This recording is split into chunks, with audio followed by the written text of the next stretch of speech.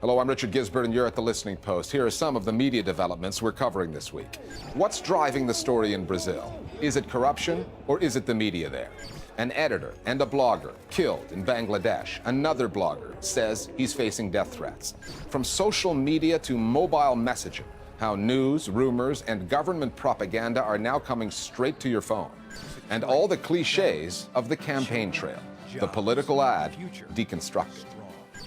Audiences around the world have seen the images from the streets of Brazil. Millions of demonstrators for and against the president in dozens of cities in the biggest political protests in the country's history. But what is the real story? Is it really about corruption and the rampant money laundering of those involved in the Petrobras scandal? Because if it is, then how is the main opposition party, many of whose own members have been implicated, in a position to impeach President Dilma Rousseff? Or is this the story of an out-and-out political power struggle? And how much of it is being driven by Brazilian media barons who are conservative and whose ideological hostility to Rousseff's Workers' Party, the PT, is no secret? Brazil's most influential broadcast and print outlets like Globo, Abril, and Folha are media powerhouses owned by a handful of the country's richest families. Those outlets have been called out for their selective and strategic coverage of this impeachment story. And they've been accused of trying to use the corruption scandal to unseat a government that 50 million Brazilians voted for less than 2 years ago. In an attempt to change the narrative, President Rousseff held a private media briefing with journalists from major international outlets, letting them know that there's more to this story and its coverage than meets the eye. But with Parliament already having voted to impeach her and the bulk of domestic media coverage still working against her, the president has a huge mountain to climb. Our starting point this week is the capital, Brasilia.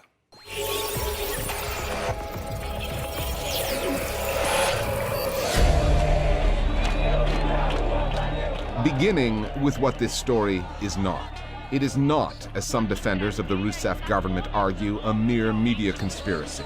Right-wing oligarchs trying to bring down a leftist government. The Petrobras scandal is on a scale unlike anything Brazil has ever seen. $1.7 billion worth of bribes paid, that we know about. 179 people charged, 93 convictions, adding up to sentences totaling nearly 1,000 years of jail time. The Petrobras story, combined with a tanking economy and further allegations against President Rousseff over cooking the budgetary books before her re-election in 2014, all created a cumulative effect, leading to the lower house of Parliament voting to impeach her. There's huge discontent in Brazil. The idea that the people are coming in the streets to protest just because the media is telling them to do so, and this is all fabricated. This is neither true. There are factual reasons why people are discontent in Brazil. The unemployment is very high. The inflation is very high. Yes, there is a conspiracy, but there is basis for that conspiracy. Nós estamos vivendo a maior crise política. We're living through the biggest political crisis of the last 25 years. A complex and deep investigation with lots of breaking news about big companies and important political characters, as well as a strong economic depression. It has culminated in the impeachment process that was approved in Congress and is now waiting to be approved by the Senate. That impeachment vote, which took place 2 weeks ago, was a marathon piece of political theater broadcast on screens big and small across the country. More than 150 elected deputies have been implicated in the Petrobras scandal, and most of them voted to impeach a president who hasn't been implicated.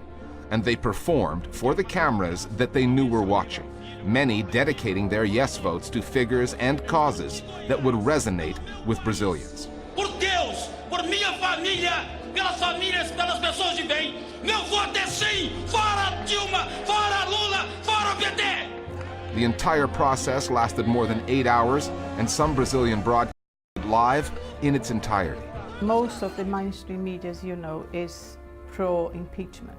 So that gives you a clear idea where they're coming from. A gente vai de novo lá para a Câmara. So having 8 hours of a spectacle is the best that they can get. It is a frightening discourse that was there. O Brasil, sim para o futuro!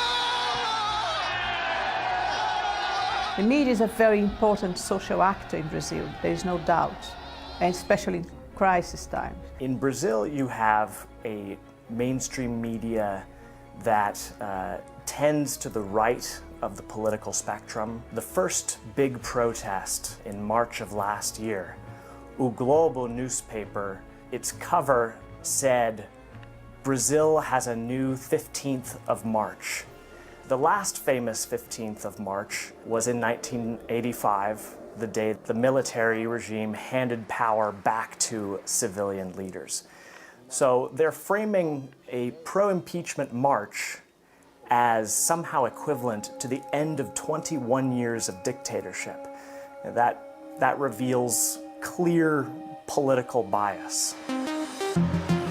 Accusations of media bias in Brazil inevitably start with Globo, the biggest media conglomerate in Latin America.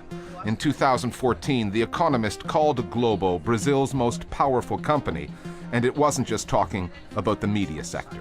Globo owns or is affiliated with 340 media outlets, 122 of them television channels, the rest in print, radio, or online. Its nightly national newscast, Jornal Nacional, is watched by more than 90 million people. No other broadcast comes close in ratings or influence. And Globo has a history of conservative politics trumping its journalism, notably its support of Brazil's military dictatorship between 1964 and 1985. In 2013, almost 3 decades after democracy was restored, Globo finally issued an apology for failing its audiences during that period.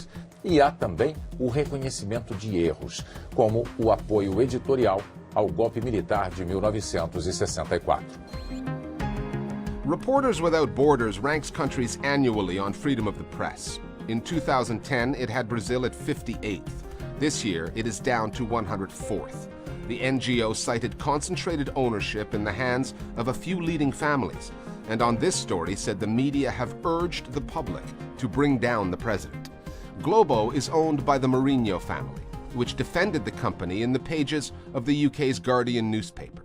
The Brazilian press and the Globo Group fulfilled their duty to inform about everything, wrote João Mourinho, as would have been the case in any other democracy. But when Globo's news outlets or other news organizations in Brazil report on politics, many are suspicious of the journalism and mindful of the history. Nowadays, because you don't have the shrewd military coup, you have this traditional institutional mechanism to get rid of the opponent.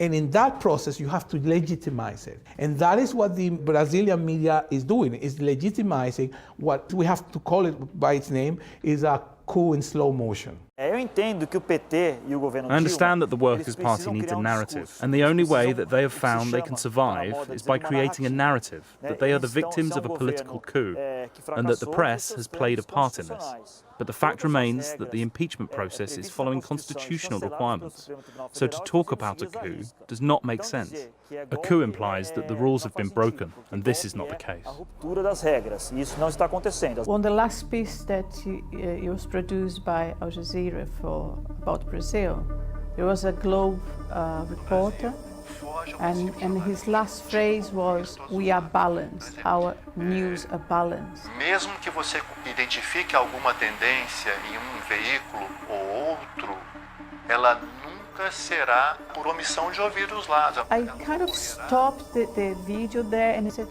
how on earth can you say this to a public communication media? You're not being ethical. Between the argument that Global and these other news organizations are just coldly, neutrally reporting on the facts, on the one hand, which is clearly not true, and that they are in league to overthrow the government, on the other hand, is an enormous distance, and the truth is in the middle of that. There are some Brazilian news outlets that bring something different to the table. Media Ninja is a collective of citizen journalists that got its start in 2013 during the first wave of protests against Rousseff's government. It now has more than 630,000 followers on Facebook and publishes in 7 languages. The name Ninja is a Portuguese language acronym for Independent Narratives, Journalism, and Action. Agência Pública is a non-profit investigative journalism organization based in São Paulo whose reporting is often republished by other outlets, including Al Jazeera. It belongs to the public, and its stories often look at the defense of human rights or violence by agents of the state.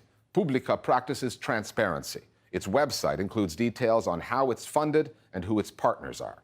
Then there's Fluxo, created in 2014 by Bruno Tortura, who prior to that had set up Media Ninja. Operating mostly from São Paulo, Fluxo is about long-form reportage, whether it's video, audio, or text. It relies on its audience for news stories as well as its funding.